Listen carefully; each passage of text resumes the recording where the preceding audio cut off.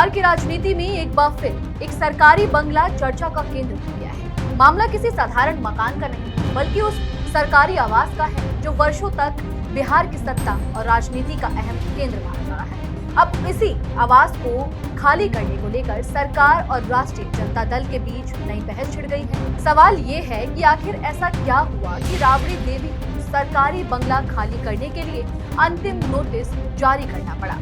अगर अगले 7 दिनों के भीतर बंगला खाली नहीं कराया गया तो क्या होगा, और आखिर नोटिस में ऐसा क्या लिखा है जिसने बिहार के राजनीतिक गलियारों में हलचल मचा दी है। आज के इस वीडियो में हम इन्हीं तमाम सवालों पर बात करेंगे। नमस्कार, मेरा नाम है नंदिनी सोनी और आप देख रहे हैं द हिंदी टॉक। दरअसल बिहार के पूर्व मुख्यमंत्री और वर्तमान में विधान परिषद में नेता प्रतिपक्ष राबड़ी देवी को भवन निर्माण विभाग की ओर से एक अंतिम नोटिस जारी किया गया है।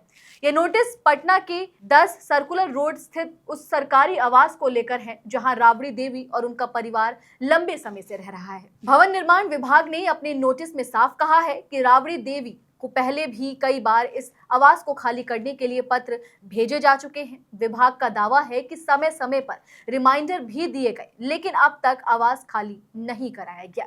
ऐसे में सरकार ने इसे अंतिम नोटिस बताते हुए 29 जून तक का समय दिया है। यानी अब राबड़ी देवी के सामने सिर्फ 7 दिनों की मोहलत बची है। विभाग का कहना है कि अगर तय सीमा के भीतर बंगला खाली नहीं किया गया तो उसके बाद नियमानुसार प्रशासनिक कार्रवाई की जा सकती है। अब यहीं से ये मामला सिर्फ एक सरकारी मकान का नहीं, बल्कि राजनीतिक चर्चा का विषय बन गया है।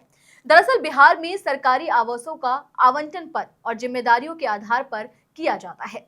जब किसी नेता का पद बदलता है या उसे नया आवास आवंटित किया जाता है तो पुराने आवास को खाली करना नियमों का हिस्सा माना जाता है। सरकारी रिकॉर्ड के अनुसार राबड़ी देवी को पहले ही नया सरकारी आवास आवंटित किया जा चुका है। उन्हें पटना के 39 होर्डिंग रोड स्थित सरकारी बंगले में शिफ्ट होना है, लेकिन सूत्रों के अनुसार नए आवास में कुछ अतिरिक्त व्यवस्थाओं को लेकर उनके तरफ से सरकार को अनुरोध भेजा गया है। राबड़ी देवी का कहना है कि परिवार की जरूरतों और विशेष परिस्थितियों को देखते हुए नए आवास में कुछ जरूरी सुविधाएं उपलब्ध कराई जानी चाहिए। यही वजह है कि शिफ्टिंग की प्रक्रिया पूरी तरह खत्म नहीं हो पाई है। वहीं इस पूरे मामले को लेकर एक और अहम पहलू लालू प्रसाद यादव के सेहत से जुड़ा हुआ है। राबड़ी देवी ने सरकार को लिखे अपने पत्र में राजद सुप्रीमो लालू प्रसाद यादव की स्वास्थ्य स्थिति का भी जिक्र किया है। उन्होंने कहा है कि डॉक्टरों ने संक्रमण के खतरे को देखते हुए लालू यादव को विशेष सावधानी बरतने की सलाह दी है। राबड़ी देवी के अनुसार लालू यादव की स्वास्थ्य स्थिति को देखते हुए नए आवास में अलग कमरे और विशेष व्यवस्था की जरूरत है। इसी आधार पर सरकार से कुछ अतिरिक्त इंतजाम करने की मांग की गई है। लेकिन दूसरी तरफ भवन निर्माण विभाग अब और इंतजार करने के मूड में दिखाई नहीं दे रहा है। विभाग के अधिकारियों का कहना है कि नियम सभी के लिए समान है और आवंटित नया आवास उपलब्ध होने के बाद पुराने सरकारी बंगले को खाली करना अनिवार्य है।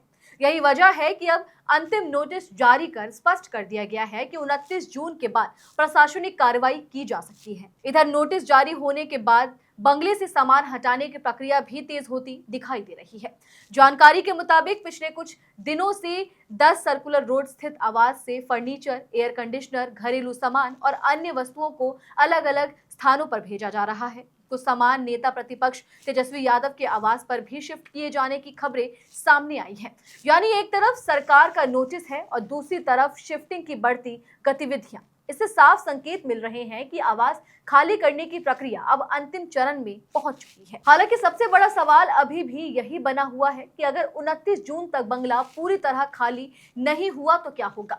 नियमों के मुताबिक सरकार ऐसे मामलों में प्रशासनिक हस्तक्षेप कर सकती है। जरूरत पड़ने पर संबंधित विभाग कब्जा वापस लेने की प्रक्रिया भी शुरू कर सकता है। हालांकि आमतौर पर सरकारें ऐसे मामलों में पहले बातचीत और समन्वय का रास्ता अपनाती है, लेकिन चूंकि इस बार नोटिस को अंतिम नोटिस बताया गया है, इसलिए माना जा रहा है कि सरकार अब इस मामले में ज्यादा देरी नहीं करना चाहती। राजनीतिक जानकारों का मानना है कि यह मामला सिर्फ एक आवाज तक सीमित नहीं रहेगा, क्योंकि बिहार में विधानसभा चुनाव नजदीक है और ऐसे समय में सरकार तथा विपक्ष के बीच किसी भी मुद्दे को राजनीतिक रंग मिलने में देर नहीं लगती। एक तरफ सरकार नियमों और प्रशासनिक प्रक्रिया की बात कर रही है, तो दूसरी तरफ राजद की ओर से परिवार की जरूरतों और लालू यादव की स्वास्थ्य स्थिति का हवाला दिया जा रहा है।